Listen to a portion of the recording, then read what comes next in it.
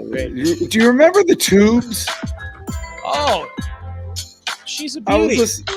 She's a beauty. You can't stop me. You got one life, for crying out loud. You might as well just give it all you got. The Deej, Dan Jourdan. Your daily dose of reality. Your daily dose of the Deej. I can't believe I'm saying this, but I need my daily dose of the Deej. I make the news. I don't watch the news. I'm a leader. The Sales Energizer, Dan Jourdan. Listen, don't worry how to sell, baby. Worry about why people buy. And it's fun. You don't need a 5-hour energy. All you need is the Sales Energizer. Just when I think it's not going to be as fun as the one before, each one gets successfully better. What's the word I'm looking for? What's it going to take to get you into this car today, huh? And now, please welcome the Sales Energizer, Dan Jourdan. Boom! That's exactly it. Do that. Let's do that. Look out, baby. Here we go. Look at those guns. That's strong. They were popping through your shirt there. That's big time. It's just a little tight, that's all. Look out. I'm feeling good today. I got the halo effect going. You are. It's very it's very very angelic today. I find that I do that, by the way, during the intro. You know, there's drums, but in the background there's a boom, boom. There's like a thing.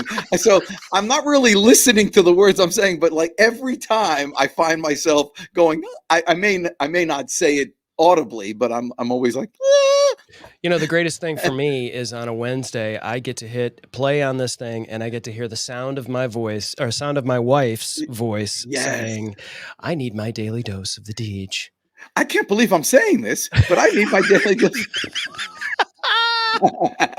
It's crazy. We don't have any fun at all on this show, ladies and gentlemen. Some of these inside jokes are just for us, including our guest today, who spilled coffee all over himself. He was so excited to be on the Sales Energizer. How about that? Well, you know, that's what happens. You know, so you were gone last week, Hotshot.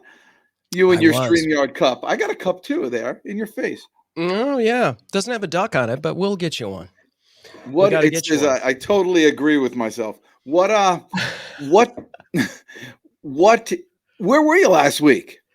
I was forced to do it by myself. I was on vacation. I chimed in line for Gatekeeper at Cedar Point in the mighty Sandusky, Ohio. And if you've never been to Cedar Point, Dan, if you're a fan of roller coasters, that is the mecca of roller coasters. Really? And my boys are addicted to it. And we spent 2 full days of nothing but, except when it rained on day 2 for like 3 hours, nothing but just high speed, 120 miles an hour. You know that old Maxell ad where the guy is sitting in the chair and the speaker is blowing him back, right? Yeah. That's basically me for like 17 hours of last week.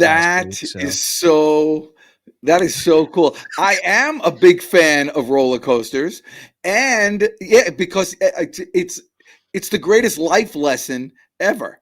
I mean, roller coasters are? Yeah, that's how your life is. You're up and you're down and you're up and down, but at the end you always feel satisfied and finished like you've accomplished something. It's a perfect life lesson. I'm a BFORC. Big fan of roller coasters.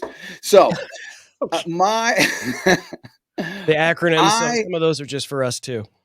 Yes.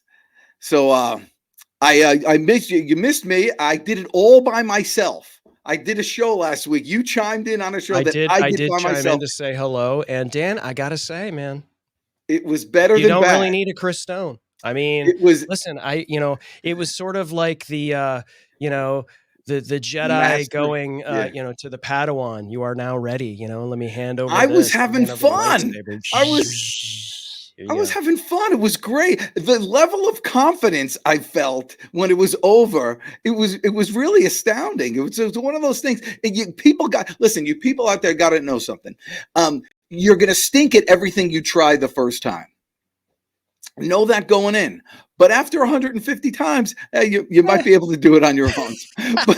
but you just got to get. Anyway, so I want to publicly thank you for allowing me to take charge on those. That was very good. I appreciate it. It takes guts to go live and to do a podcast. You know what else it takes guts to, Dan, is to start a To- franchise. You're trying to move it over. I'm having fun over here. Yeah, well, we do have a show. We do have a guest, One of the things that I've started doing that I realized that you got to be on your own when Chris Stone leaves is that you got to constantly be meeting new people. So I made a commitment to anybody that asks for an appointment, I take it. And anybody that I meet on LinkedIn or something like that, connect with them, I try to set up an appointment. I've had tons of appointments, and they were, every once in a while, they're nothing, but every once in a while, you hook up with an appointment that is going to change your life. Someone who has such expansive knowledge in their field that they're able to help you, that you can pass things on, that you become a better person for meeting them than prior to that. That exact thing happened the day I met our next guest. And now I'm offered the opportunity to share him with the world and allow him to pontificate and expand the knowledge of everybody else who's listening on the Dan Jourdan live show. So without any further ado, I'd like to introduce my new friend, Scott Temme. Yay! Ooh, let's go. Wow. How was that for an intro? The fully caffeinated switch to water for safety's sake, but I'm excited to be here, guys. That was an incredible intro. I don't think I could ever live up to it, but I'm glad to call you a friend as well, Dan. Yes. It's actually, we've been friends for, it must be years. I mean, it's crazy. We've just kind of known each other. How did I first meet you? Project management seminar, you gave a speech, and afterwards I ran up to you afterwards and I said that was not what I was expecting, and it was awesome. Yeah, you crushed it. Okay. A lot of fun. You see that? Yeah, that's really one of the benefits. Social media it's a give and take type of thing. It's like sometimes you meet people on social media and then you see them out in the real world and it's a different thing. And sometimes it's vice versa. You meet them and then you keep going from there. But it's great. But the reason why you were at a project management thing is you were there as an owner of a business, or were you there as a salesman with the franchises? Seeker of wisdom and knowledge. That's part of what I do is project management projects in my current role. So yes, I have a sales role, but I also do a little bit of project management when stores, go from concept and somebody signs an agreement all the way to opening of the new store. It requires a little bit of project management. So that's why I'm there. So we've got a really great way that we support new stores, and a lot of it has to do with project management. All right. Well, before we get going, because here's the deal. I get on a weekly basis. There's franchise brokers, and what they'll do is they'll reach out to people of a certain title on LinkedIn and say, hey, have you ever thought in going into business for yourself? We could find the perfect. Let's have a consultation, and we'll find the perfect thing for you. And in that, it's very enticing. And I talk to these people because I talk to everybody. But you're in a position where you work for one company. Mm-hmm. And so you have to find out, exactly. So first, why don't you tell a little bit about yourself, who you are, the company you're working for, and how you got into it? Sure. So my name's Scott Temme, longtime lover of the franchise model, but I knew going back to early life and college days that I wanted to be an entrepreneur. Went to college, got a hospitality degree. Shout out to all University of Missouri folks out there. Had a great experience. And I knew that one day I'd want to own my own business. And I was working in restaurants at the time. And that's really kind of where it started. So I went to work for a lot of different brands running operations, and eventually got to a point where saved up enough nickels and dimes and took a chance on one of the brands. Was the very first franchisee of Tropical Smoothie here in Atlanta, Georgia, and really That's a story that, you think it's just going to be gangbusters out the gate, and it wasn't, but the story's got a super happy ending. So, for anybody who's aspired to own their own business or been an entrepreneur, hey, my hat's off to you if you can make it. That restaurant's still there 8-9 years later, thriving and doing extremely well. So, I transitioned out of that, and now I sell franchises. I recruit franchisees. Now, really, what my role is, it's really fun. I love what I do because I get to help other people realize that dream of business ownership and entrepreneurship. Now, that's through the franchising vehicle. So these are not necessarily quote unquote entrepreneurial startups, but I love the franchise model. It's a little bit more, in my opinion, of a safe bet. And there's a lot of data to support that. Franchising goes way back, and it's growing. Over the last 3-4 years, you've seen slow, steady growth in the franchise model for lots of different reasons. But I'm just a really big proponent of the franchise model. All right, but and I think you hit a couple of really good points. But let me ask you: you think it's a safer bet? Why? Well, I think you're what you're doing when you join a franchise is you're leveraging somebody's brand that's already established, right? And you're bringing that brand to a community that's potentially underserved. And both sides of that equation have some pros and cons to what they're doing. The brand is saying, hey, we want to provide an opportunity to somebody and use their capital. And we're also having somebody that probably lives and works in that community and can leverage the relationships in the brand to go grow the brand. And then, of course, the franchisee benefits because they get to own their own business, but they get the support of a brand behind them. We like to say in franchising, you want to be in business for yourself, but not by yourself, is really kind of a great catchphrase of franchising in general. Well, what if, because there's a lot of, you're in the food franchise business with Honey Baked Ham. And it's a name brand, it has a name. People know it in the South there. People know Honey Baked Ham, but there are plenty of franchises that, no one's ever heard of. Sure. So if or it's a startup, they may be big in, Oklahoma, but they're coming to an end and they don't really have that name recognition. What can they do to, why would that be better to be in a franchise with not a strong brand than to just start on your own? Why would it be better to be in a franchise without a strong brand? Well, no. I mean, why would somebody choose the franchise route if it's not a strong brand? It might be a startup brand at this point.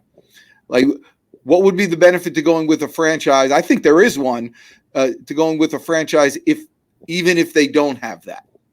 Yeah, I think the model really supports growth. I think that's what franchising really is. You join a community of like-minded people, hopefully that you can kind of leverage. Hey, we're all in this together. All boats hopefully rise together. You're also buying the support and wisdom and knowledge of the franchise leadership team to be successful in business. You're also buying new product development and, hey, what might happen? I mean, the way in which we supported franchisees during the pandemic, I thought was really pretty fantastic as one recent example of just, the support that you get when you leverage a franchise system. Now you pay you're not all by yourself. Yeah, you pay for that. You got royalties, you got fees, you do. So it works kind of both ways, but I just, I'm a big believer in the franchise model, seen a lot of people be very successful for it. Scott, do you see a lot of people that they look at franchising and they say, well, I was interested in starting a business maybe by myself, but this is a way for me to kind of not have to worry about, marketing, developing a brand, all of those kinds of things. Then they get into it and they get into the franchising and they see and they learn from that, right? Having this franchise and sort of doing it and then starting a business by themselves as well. Is it sort of a bridge to that for entrepreneurs? I mean, Chris, I've seen it both ways. I mean, having been around the industry for over 10 years plus now, I absolutely can think of examples where people got into franchising, they've been successful, and then stair-stepped into straight entrepreneurship. Because let's face it, until you've gone and owned your own business, you just don't know. You don't know what you don't know, and there's a lot to know to owning your own business. It's very different than having a corporate day job. So you're right. It can be a stair-step approach where you get into a brand, you open one location, maybe a couple, and franchising has lots of different ways and means about it. I work in a brick and mortar retail establishment, iconic brand, well known. But to Dan's point, there's 4,000 franchise brands out there in the United States, a lot to choose from. Anything your heart could desire, find something that you love, that you're passionate about, that you're going to go have fun doing, because there's going to be some trials and tribulations when you go do franchising. And then to Chris's point, if you take it further and become a full-fledged entrepreneur and you've got a wild dream that you think can work, that's going to be even fraught with a little bit more risk, and you're just going to have really follow your patience to be successful. I've got an idea to start a franchise that makes pork-based sandwiches and does like catering, and then the meal comes in a box with a cookie. What do you think about that kind of idea? You think that's a pretty good idea? I think it's a great idea. I might know somebody who could help you be right? uber successful doing that. There might even be a box here that you might want to look at, maybe as product development. I happen to be at the ready. I love that pig logo on the side, the one that has the face of the pig. Your day's about to be made. That's awesome. Isn't that great? Let me ask you, Scott, what is like when somebody goes into it? What do you think are the best qualities, or what qualities in the individual franchisee that makes it that you could point your finger to that would help them be successful? I can speak to this brand and I can speak to a few other brands that I know, but I would absolutely start with just passion. That there's a passion and a love for the brand in which you aspire to be part of, because I said you're going to have some challenges. But number one, it's passion. And you could also say, part two is shared values. The people that are part of that brand, the values may be on a wall, they may not be. They happen to be at Honey Baked. We're really proud of our values. We're our family-owned organization, so they come through in just about everything that we do. But whether it's Honey Baked or another brand, we'd go through something in franchising called validation or discovery, where we are required to provide a list of all franchisees in the existing system. And I absolutely encourage and follow up and make sure the potential candidates are calling existing franchisees saying, hey, do you love what you do? Are you having a good experience? So I never ask like, hey, who'd you talk to? What'd they say? I just say, hey, how is discovery going? Are you making those calls? Hopefully you're walking into one of our locations and asking the franchisees. And I always say, just like we're having today, just have a conversation. Start with the softball questions like, do you love what you do? If you had to do it all over again, would you do it? And then go into some of the deeper kind of conversations, which of course we all want to know. Hey, can I make money doing this? Right? Yeah. Well, that's great. Yeah. Well, first of all, let me say, Scott, I know this is your first live show. You're awesome at this. This is just great. I mean, it's. I mean, most times you ask somebody. He's not just saying that, Scott. If you were terrible, you'd hear that too. Yeah. I'll say that too. We should end this early. But this is you're giving great sales advice. Also, you're in essence, when you're telling somebody, go ahead and call those others and ask them. That question is a killer question. Do you love what you do? Would you do it all over again? Yeah. I mean, that's confidence in your brand, that's going to work, but it's also a test. If they don't go and if they don't ask a bunch of people, and when I buy a bunch of people, I would call dozens. I would call them all. And I'd walk into a bunch of them and I'd fly. And I mean, this is a big investment for these things. If they're not willing to do that, they're not passionate about themselves for success, but they're definitely not passionate about their brand. And so you're disqualifying. What do you do when people don't make that effort?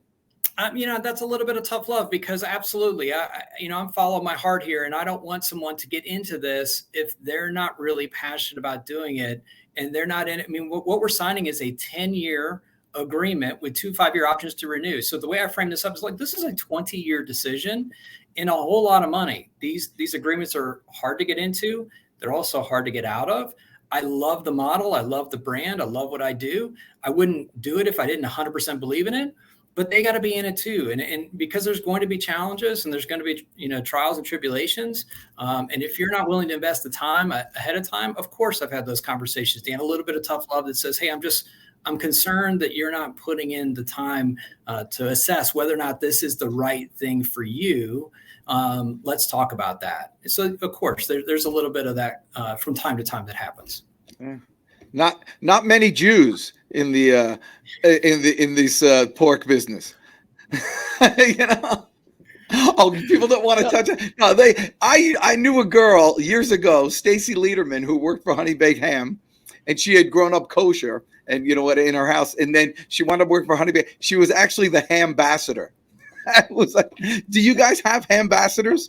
Of course. Love it. That's what they're called? Yes. I want to be a ham ambassador. That just sounds awesome. You could put that on a business card and people would just be like, what the heck is an ambassador? That's amazing. We need to get you guys out to our next new store opening. The next one's scheduled. Surfside, South Carolina is coming soon. Somerset, Kentucky is coming soon. We need to get you out there and meet some of our ham ambassadors. When we have a new store opening, we put on a show and we get the community out there. Really? Our ham ambassadors crush it. Yeah.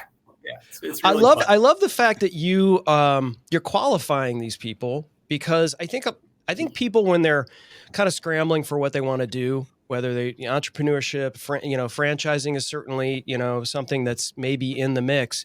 It's really just about, how can I make money, right? How can I sustain my life? How can I live life on my own terms? And this sounds like something I can make money on, right?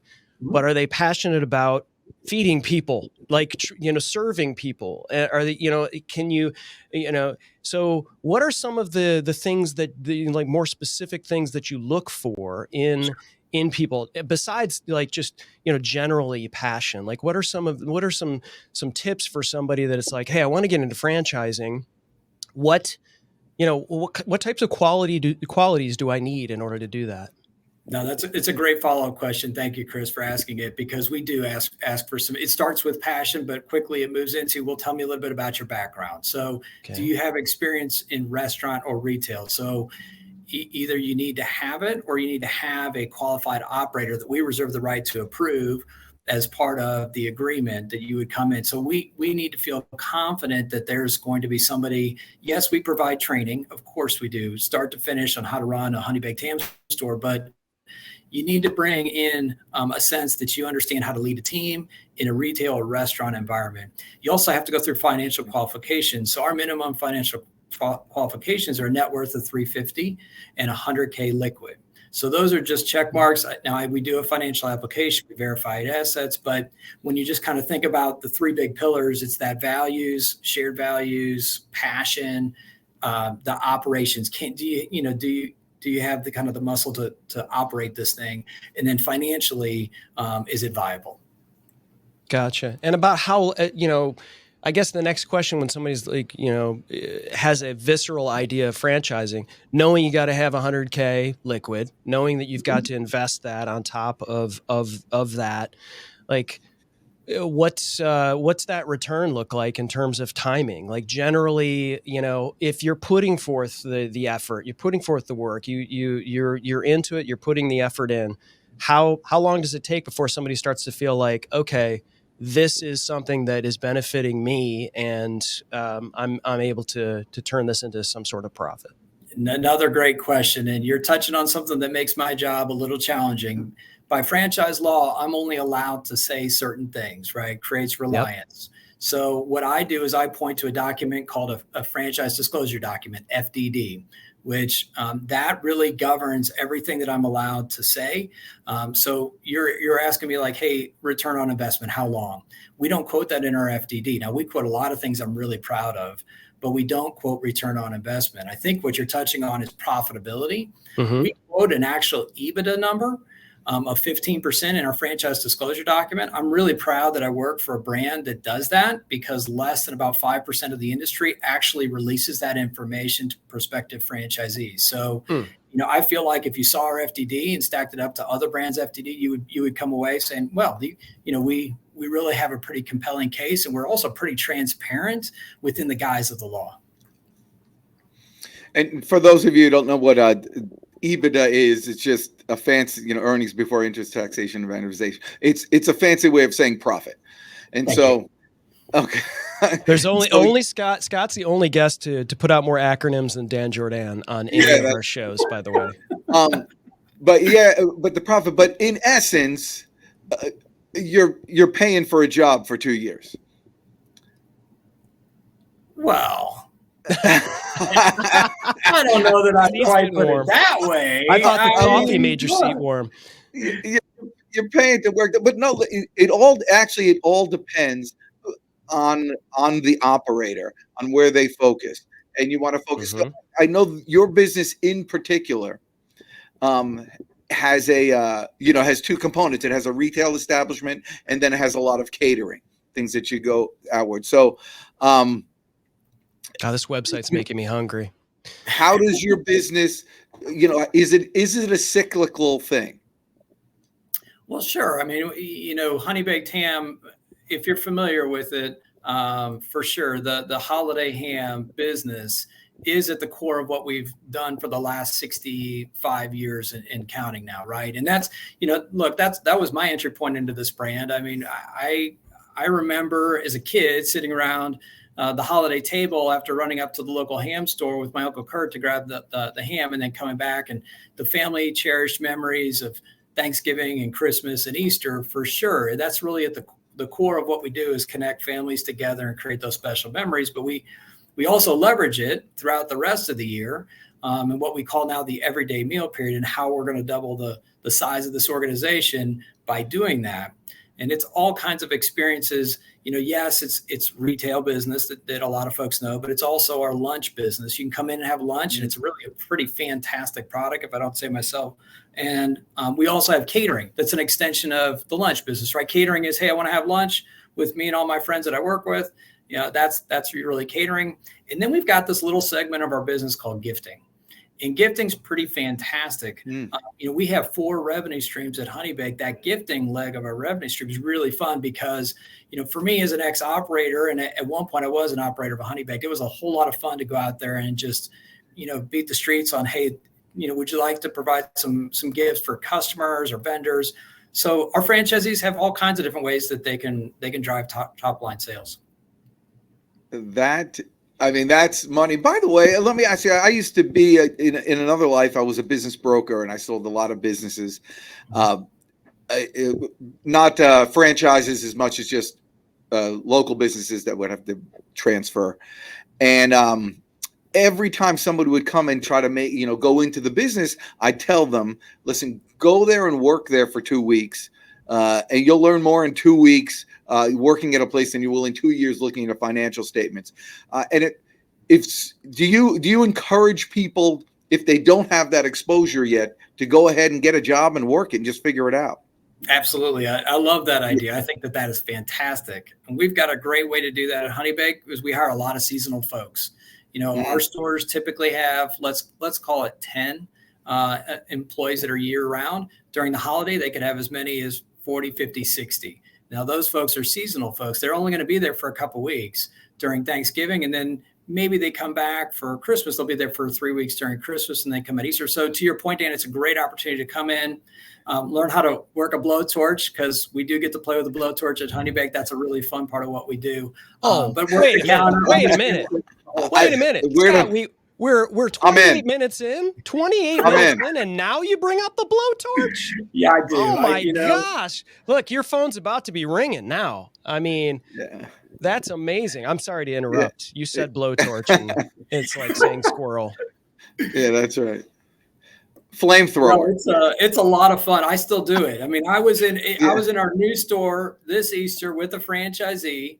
And what's fun, Chris, is I'm there in my pink dress shirt and my khaki button downs, and nobody really thinks that I know how to do that still, right? And there's 8 to 10 associates back there in the franchise, and I'm like, hey, do you mind if I glaze a little bit? And they're all like rolling their eyes like, this guy's gonna burn them up, and we're gonna be here much longer in the day. And then I just roll up my sleeves, get out the blowtorch, safety goggles, the whole 9 yards. I love it. I roll. I've only done a few thousand of these things, so once I get rolling, I can blowtorch a ham or two, and it's a lot of fun. That's how I first met him. There was a big. Oh, you guys were hanging out glazing a little bit. That was it. The boy can glaze. That's it. He's the mad glazer. So I'm not sure I'm comfortable having this conversation, but go ahead. So that's fun. So you can get started and do that. Now, can people use that experience when you say you want someone to qualify to be a franchisee? is that like, do you have people that have for several years that's done the kind of the holiday part-time gig and eventually purchased a franchise? Yeah, I mean, we have franchisees that have worked. We in Honey Bake's interesting because about half of our stores are company owned and about half are franchise owned. 440 locations across 48 states. So we have a lot of wonderful stories of current franchisees that used to work for the company owned stores and have really and they're really fantastically successful. They've done really, really well. Yep. Yeah, that sounds cool. You know, I was thinking about this. You know, my daughter, who's I think I told you, and she's getting engaged and all this stuff. And I'm trying to, you know, when he comes back, I'm trying to get him hooked up instead of, you know, getting a house. Go ahead and get something like this, something that's income generating instead of just a money pit.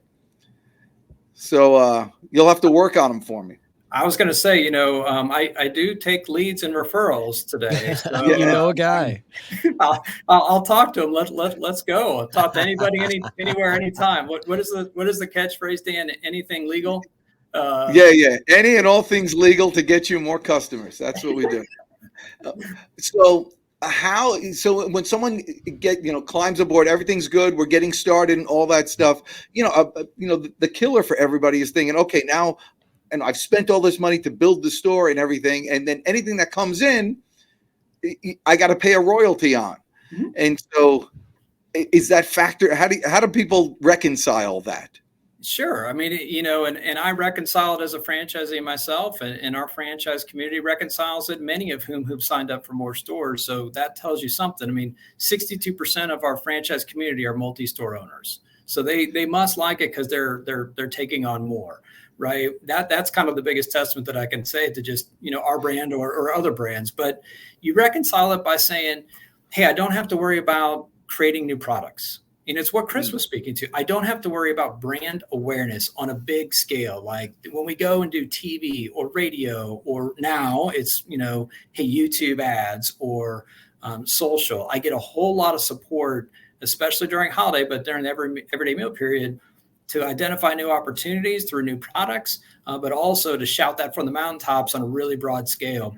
We think we're onto something with tailgating, and we're going to make a really big bet at Honey Baked. If you think about it, we've got a new slider product that we came out with last year. They're delicious. Ham, you know, Swiss cheese, pickles, and a little butter glaze, and you pick these things up, pop them in the oven. Perfect. You can come into our stores and get a 3-pack for lunch, which is probably what I'm going to go have today.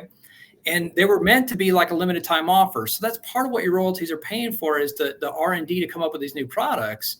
Well, they were such a hit. We've launched them full time. And we're going to make a big bet this fall with football because we think the sliders go perfect with tailgating. And a lot of people do home gating. They don't go to the football games anymore. On average, they home gate meaning they invite folks over to their house and a group of people on a nice TV about 4 times a year. And we think we're perfectly positioned to be at the center of that table. I love that. It's so true because the way the game presentation is now on television and how much it takes for you to go to the actual game, and that, you know, going to the actual game is only covering 70,000 potential fans, right? And that's a huge investment, and those are like ridiculously, you know, intense fans. But there are a ton of people that want to have people over and watch a game, and that's what we do. You know, we don't. You know, I mean, we may fire up the grill, but that's a lot of trouble. But if you can get a bunch of these sliders, and just great. Like pull it in, that's the way to do it. You can have a Honey Baked Bowl. You have a Honey Baked Bowl every weekend at your house. That's dynamite. There's your commercial right there. So people, how's business, by the way? How's the franchise sales going?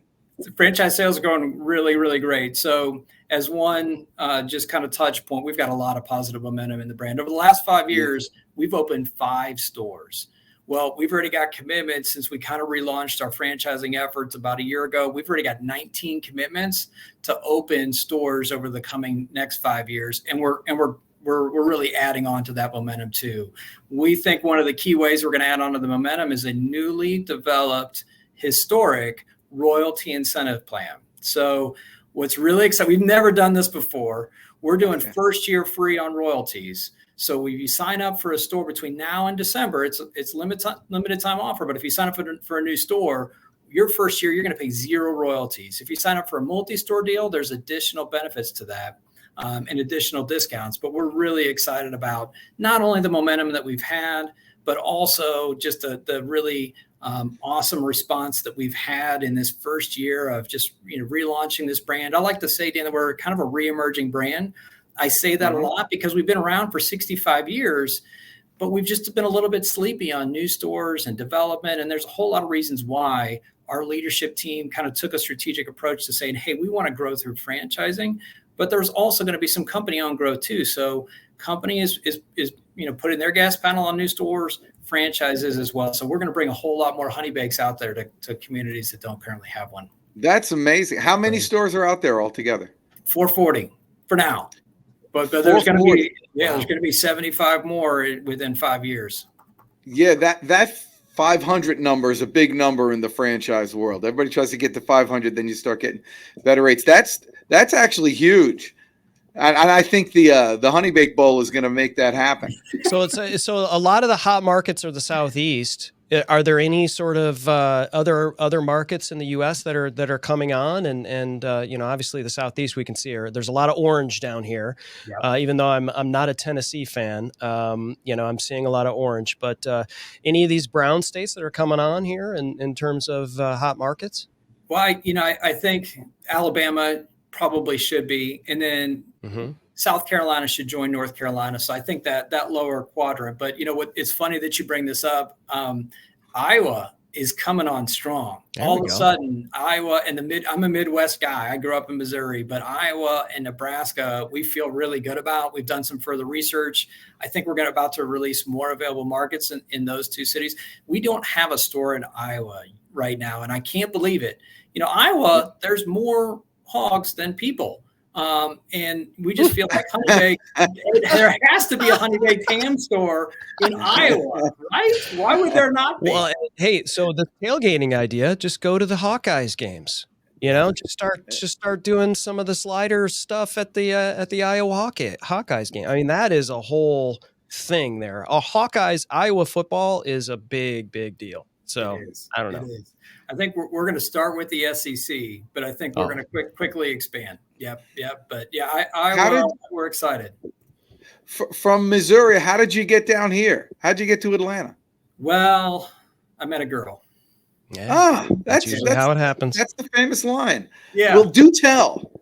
Oh, so actually, I grew up in St. Louis and Kansas City. Definitely a Missouri guy. All my family's back there. A lot of family in St. Louis. So I try to go back at least 3 times a year now. Mom's getting a little bit older, and dad too. So try to be part of the family, even though we're here in Atlanta. But after I graduated college, I got offered a job either in Branson, Missouri, or Atlanta, Georgia. And as a 21, 22-year-old something, I'm like, well, Atlanta sounds a whole lot more compelling than Branson, Missouri. So I moved there with a couple college buddies. And within a month, I went to work. And within a month, my boss said, hey, we're going to transfer you over to this North Lake location. And I said, well, funny thing is, I went on a date with Sarah last night and it went really, really well. I think I'm going to be dating her. He's like, yeah, thanks for telling me we're not seeing you over there. So I married her, and we've been married 26 years now. Congratulations. Look at that. That's amazing. And was she in the Honey Bake franchise? She was in, we were both working for Ruby Tuesdays at the time. So that's kind of where I first started. Great salad bar. Yeah, that's awesome. That was the best thing, that salad bar. Yeah. Remember Super Salad? Remember that? Yeah. Remember that Super Salad? Yeah. And whoever came up with the half sandwich, half super salad thing. I mean, come on, that's just salad bars. Salad bars used to be, bars of salad and all sorts of stuff. Now they put a cage over them. They used to be cageless. Remember, without the spit guards, and you used to go do that. Yeah. Now they got all these things to get in there with that Ruby Tuesday. So that's cool. So I'm sorry. I'm finished. I'm on the fun stuff. Okay. All right. We're talking about salad bar, but go ahead. No, the family stuff. So you're married 26, 27 years, you said? Yeah, What'd you say? 26. 26. 26 years. Kids? 2, yes. Two? I got one down at Florida State. Super proud of her. She's going back this week, and then I got one who just started at Georgia Southern. So Max just started. So believe it or not, it's wild to say we're going to be empty nesters. I'm excited. Let the party begin. Yeah. Mom might feel a little differently than I do, but I'm thrilled. Well, Georgia Southern isn't that far away, right? No.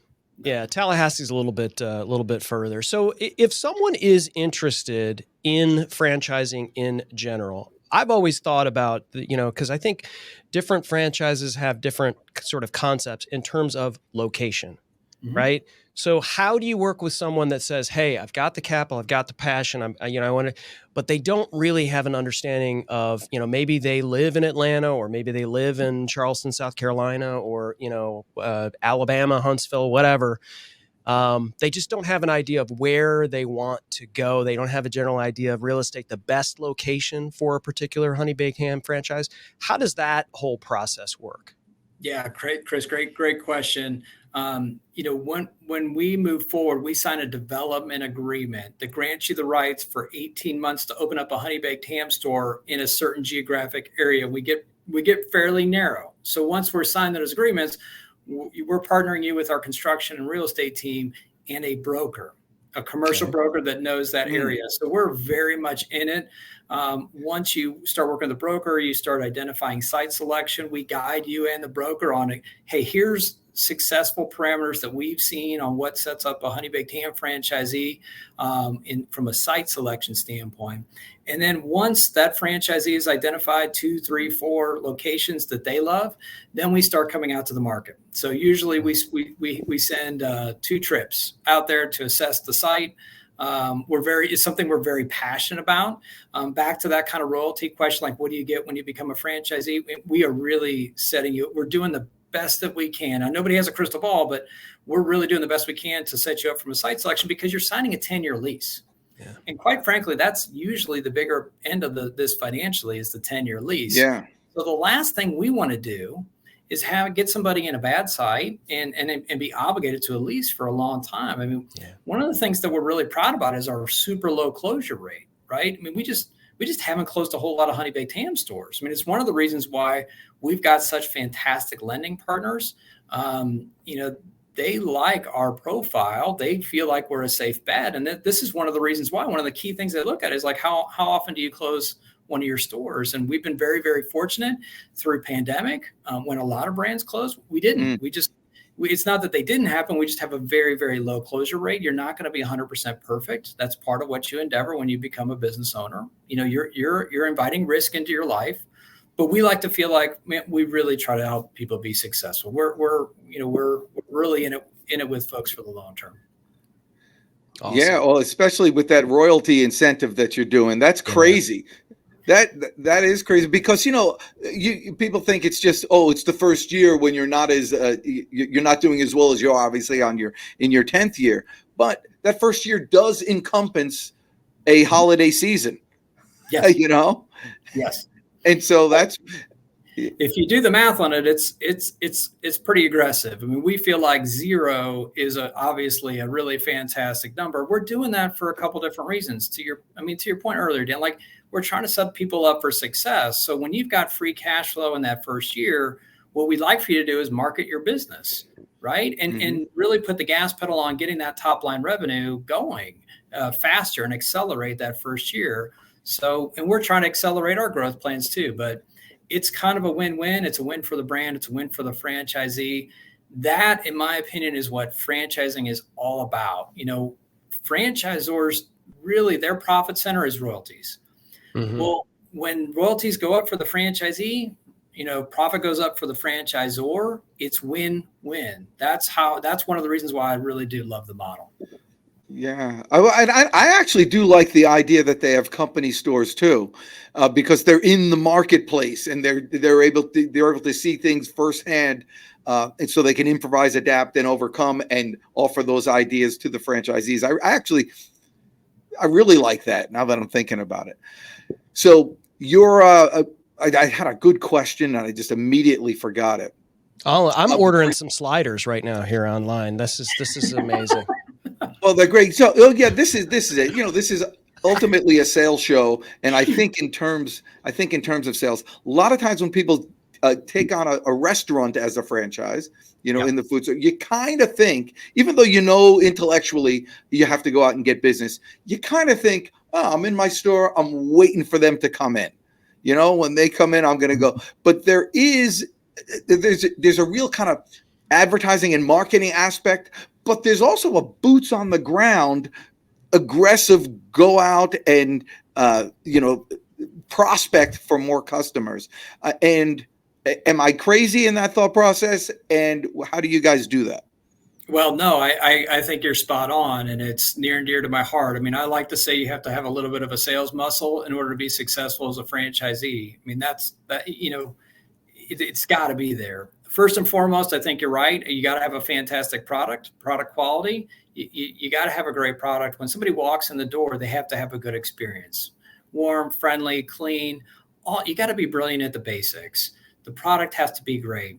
And your team has to be behind you and excited, and they've got to be behind the mission of creating that experience each and every day, 6-7 days a week, open to close. Every single person that walks in has a great experience. That's the foundation, I think, of restaurant, retail, just about our whole industry. It's got to start there. And then where I think you've got the huge opportunity is through catering and gifting and really going out and promoting the business in all the kinds of ways that, we think of sales is. So a little bit of marketing, a little bit of sales. I mean, when you think about, I once sold 600 hams to a guy while I was making a sandwich, but he came in, he loved the product. And all I asked him was, hey, do you ever do like employee gifts at your business? And he said, yes, I do. And that's how it started. And you find out 2 minutes later, he's like, well, I'm the guy that decides which one. And we haven't made a final decision. I'm like, well, would you consider honey baked? He said, sure. So 2 months later, I was delivering in a big tractor trailer, 600 half hams for him. Boom. Isn't that cool? And that's beautiful. Let's look a little bit like this. Yeah. So well, I think that is sales, right? You saw, you asked the question. You weren't just making the sandwich. I wonder if you could help me. Do you guys do gifts for your business? We do, and I think we do a really great job supporting our franchisees with some of the programs that we have, because not everybody necessarily has that sales muscle. I didn't. I avoided it earlier in my career, but I was part of a team of people, and I still am at Honey Baked, that really cares and really wants people to be successful. So we've got a lot of programs that say, hey, here's how you go and do that.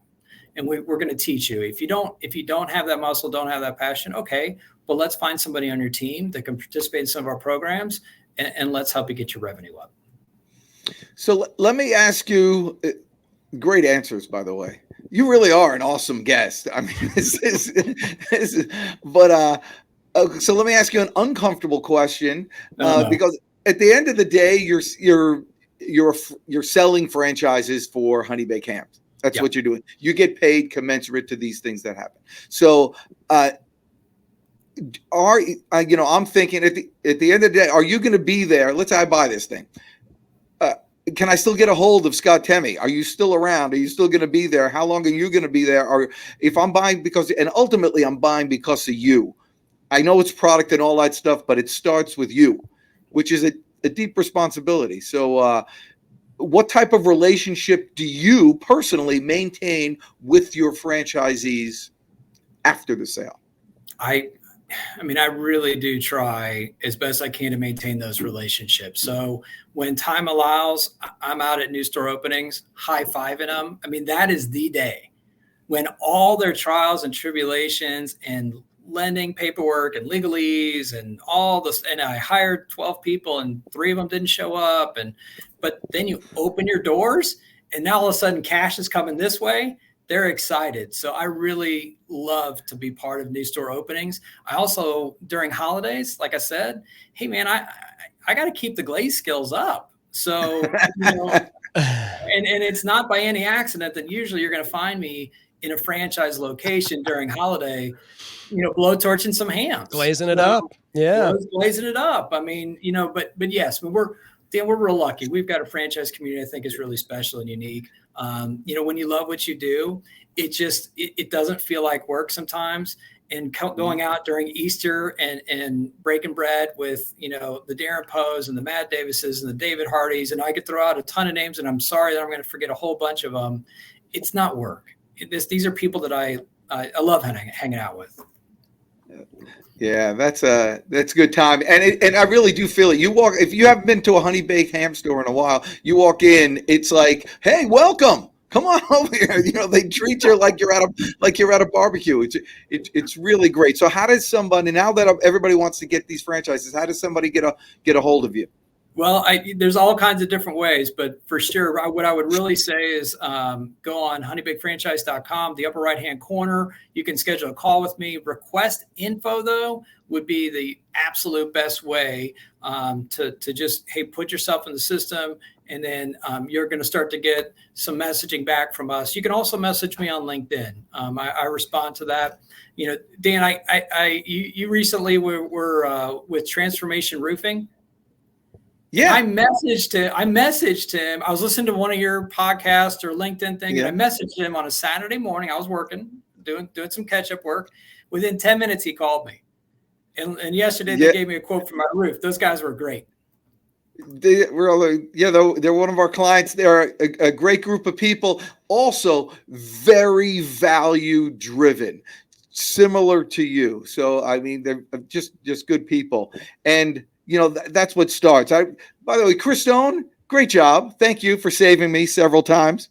What are you talking about saving you? I mean, you were talking about salad bars. I don't even think did you guys do salad at Honey Baked Ham? I go off on tangents. This show's not about salad. Let's go.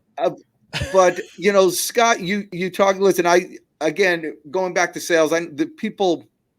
Don't worry about how to sell. Worry about why people buy. People buy for 4 reasons: because they like you, they trust you, they believe you, and then they'll have a desire to do business with you. And one of the main reasons why people like others is because they feed off their passion. You not only told what you expect from a Honey Baked Ham franchisee, you're absolutely living it. Nobody could look at you or hear you and not believe that you are passionate about your product and your company and the service that you provide. And so I appreciate that just to let you know, it comes through. Oh, well, thank you. That's very flattering, very humbling. I'm very lucky to work with a whole lot of people in this building that I'm at the support center today, corporate. I'm very lucky. I work with a great team of people, some really good leadership. But thank you. That's very flattering. And you guys made this easy. I mean, you guys really teed it up, and so I know it was an hour to invite me. Can you believe? Oh, is it an hour? Oh, that's awesome. Look at that. You see, that's quality. So look at that, Scott. Tumultuousness. There he is.